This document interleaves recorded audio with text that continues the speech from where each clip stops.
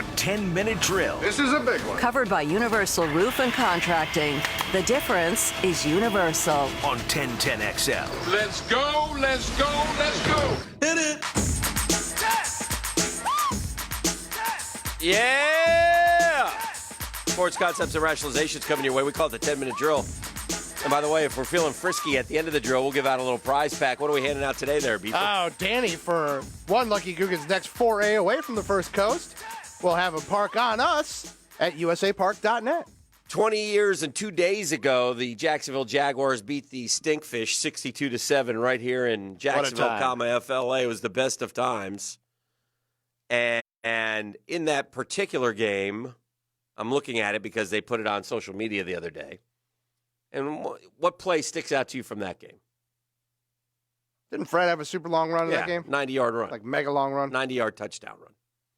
And Fred was so good. But I always tell people, and I'm pretty sure of this, Fred also had like a 35-yard screen pass that was just incredible that he got to the end zone on that one. Fred was so good. Anyway, Pete Prisco tweeted, that's a haul run. Hell yes, it is. And so I was looking at it 2 days ago, and I meant to say this because it struck me. During the run, you know who's chasing Fred and flailing as he falls down? From the fish? Yeah. Oh, that's a good question. I don't know. Yeah, it'd be a Hall of Fame. Was it JT? No. No. Is Zach Thomas? Isn't he a Hall of Fame finalist? I believe he was a finalist this year. Yeah. Zach Thomas. Who was also a great player. He's a great player, man. Fred makes everybody look Come bad. on, man. I'm just saying, you know, at some point we got to get on board with Freddie T.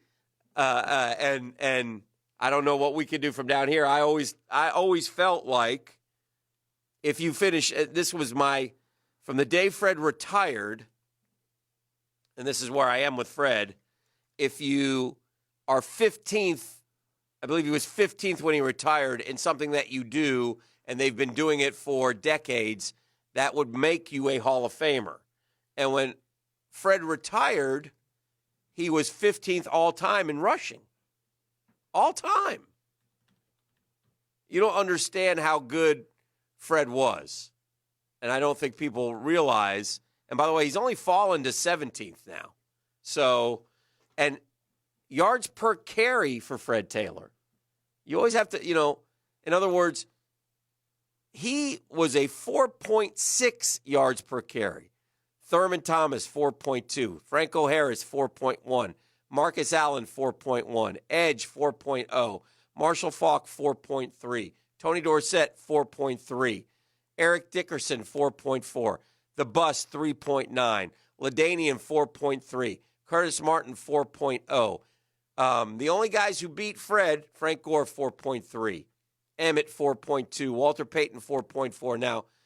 Now, Fred had career carries 2,534, okay? So that's a lot of carries. The only guys who had more, better yards per carry, Barry Sanders, 5.0. Big Jim Hickens' favorite of all time. That would be one. Jim Brown, 5.2. And then Adrian Peterson, still 4.7. But those are the only three with more yards per carry. So not only did he have a ton of yards, but he had yards per carry. Fred Taylor is a Hall of Famer. At some point, someone has to understand that and get it through their thick skulls. And he should be a finalist for the Hall of Fame.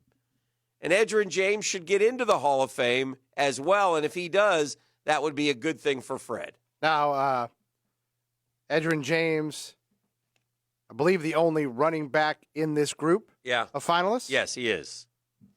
Right? Yeah. Yes, there's a few receivers, a couple of linemen, like you mentioned, Zach Thomas, Tony's nemesis, John Lynch, the great Leroy Butler. Yes. But yeah. I would like this class to include, when the Hall of Fame announces its votes, obviously Don Anthony Baselli, Jr. I would like it to include Edgerrin James. I'd like it to include Leroy Butler. I'd like those three to head the list. And that would be positive for Fred Taylor. I'm trying to pare it down in my head. Yeah, it's tough. Like, are there any that you go, absolutely not? Like, why do people? Like, another thing I don't understand is when it comes At least to not this time. I mean, we all know the negative argument about Tony, right? Right. But the other two offensive line finalists are Hutchinson and Faneca, right? Correct. Beef, you know what position they played? Guard. Yeah. Yeah. I mean, the tackles are the best offensive linemen, right? Correct me if I'm wrong here. It's the toughest position to play on that's the certainly O-line. the adage, right? Yeah, it's not. It's a truth. It's certainly a truth. You know, I mean, you have to face the other team's best every Sunday. You know, so to me, you put the tackle in ahead of the guard. I guess that's what I'm saying. So, and that's no disrespect to the other two. And that's always the tough part, you know, when because you have to decide on who the five are going to be. Well, anyway, I sure hope that Edgerrin James gets in, because Fred Taylor, again, like I said, 4.6 yards a carry, man.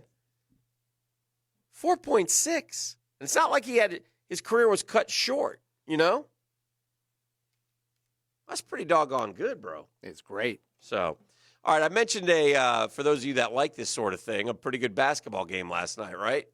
And it was the two nondescript teams. Now, the Jazz may become a little, or not the Jazz were in it. The Pelicans may become a little bit more descript because on the 22nd, Zion's supposed to be back. But right now, nobody knows anything about the New Orleans Pelicans. But they had a great overtime game, man. It went back and forth. Both sides made some great shots. 138-132 last night. The Pels were winners. Also excited to see the Knicks come back to earth and take an L at home, a bad L at home to Phoenix.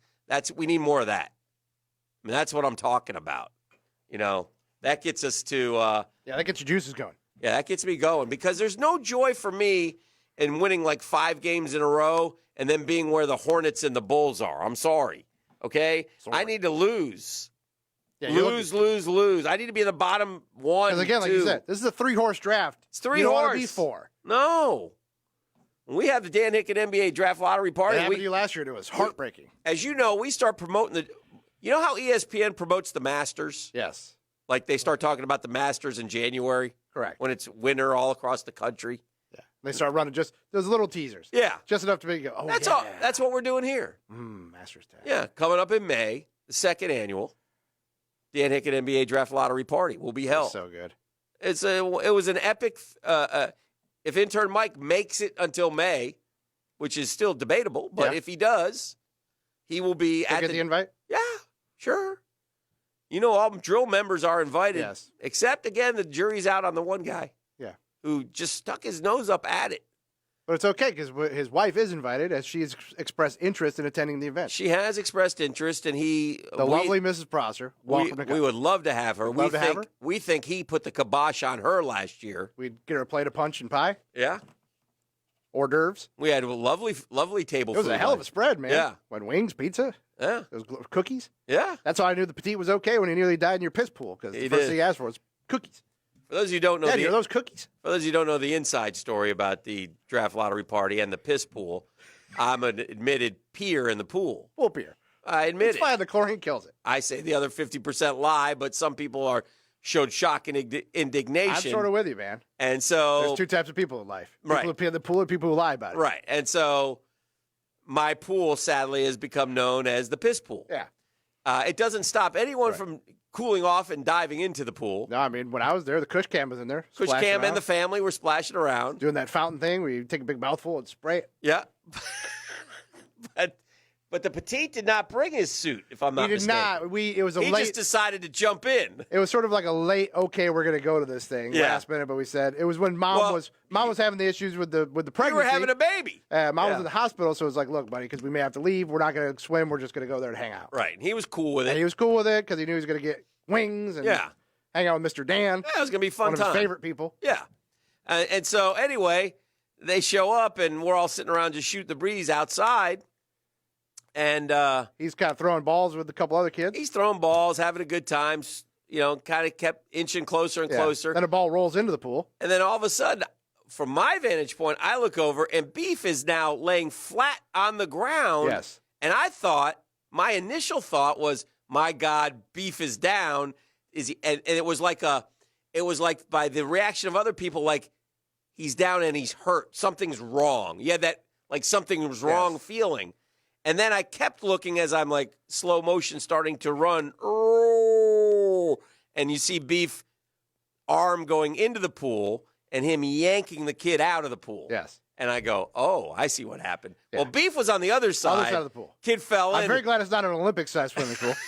Kid fell in. And Beef did not jump in to save Full the sprint. kid. Ran around Well, the pool. I'm not a confident swimmer, Dan. I thought the sprint around was the faster route. It was a faster route. Yeah. And anyway, he saved his not, child's life. I'm not a great aim guy either, and I felt like if I dove into the pool, there's a good chance I would like clobber the kid. Yes. Or concuss myself. But truth be told, you are a lifesaver. And he's okay. And he was fine. He was fine. Immediately, once I dried him off, he asked if there were cookies. Once he got a cookie, it was all. And he was great. It was all good. All right. Look, one thing that's coming up that's going to affect the Jags. There is going to be the CBA negotiations are going on, right? Yeah. And the NFL and the NFL Players Association are making progress, which is great. And but there's a lot of a lot of boxes to check on this one. There are a lot of boxes, and the bottom line is always going to be money, and the players want more money. And better cut, not just for them, but better cut for the retired players. Yeah, and the owners don't want to give up more money. So how do we get more money? We get it from you, the fan. We're going to play some more games, have more playoff games on TV, and make more money. The percentage of revenue players would receive each year in salaries and benefits is a major issue. Obviously, it's the major issue. Sources have told ESPN multiple times throughout this process that the players believe a significant increase in their share of the revenue is necessary if they're going to agree to an expanded season. That's fair. Well, you guys are going to get more rich, and we're not going to. The current CBA stipulates that the players' share of revenue not fall before 47.5% in any given year over the life of the 10-year deal. Minimum cash spending requirements for teams, or a so-called salary floor, is another issue that would require teams to spend a greater percentage of their available cap. The continuation, ultimately, an increase of the NFL Legacy Fund that benefits the pre-93 players through increased pensions. That's something you just mentioned, Beef. Increases in individual player minimum salaries, of course. Removal of the fully funded rule that players view as an obstacle to negotiate fully guaranteed contracts. The rule states that any fully guaranteed money in a contract must be held in escrow at the time of the signing. Players say, that's antiquated, man. You guys can give us the money now. It gives them let us invest it. I want you to write me that check. You're not holding it. Rules governing contracts for first-round draft picks and restricted free agents. So these are all the things that are being discussed, but they are making headway, okay? And the general thought is that they're going to go to a 17-game season, right? That seems like a foregone conclusion at this point. That's coming. But with that, they're going to cut back the preseason to 2, maybe 3. I'm in favor of both things. Yes. Now, listen. Last year, the month of August was an embarrassment to the NFL. You understand? I mean, an embarrassment. I mean, what has gone on now in the preseason of the NFL is ludicrous. It was embarrassing, and I think that's more so than anything why the 17 and reduction is a foregone conclusion, because you have to do something. They've made it so apparent that they don't give a damn, and they don't need about it. All but one of those games. Right, one game, and even that game, it's a half. It's a throwaway. Yeah. So really, the truth of the matter is, because the NFL has become so year-round, the point is you don't need these training camps that last 6 weeks. You don't need – it's a different world now, man. And so – but this is where you have to – if I were the NFL and I was marketing this deal, okay, I'm marketing this deal to my fans, this is where I would say, and you, the fans, take part as well. You win too, because – we're 86 in these wasteful preseason games that you pay full boat for.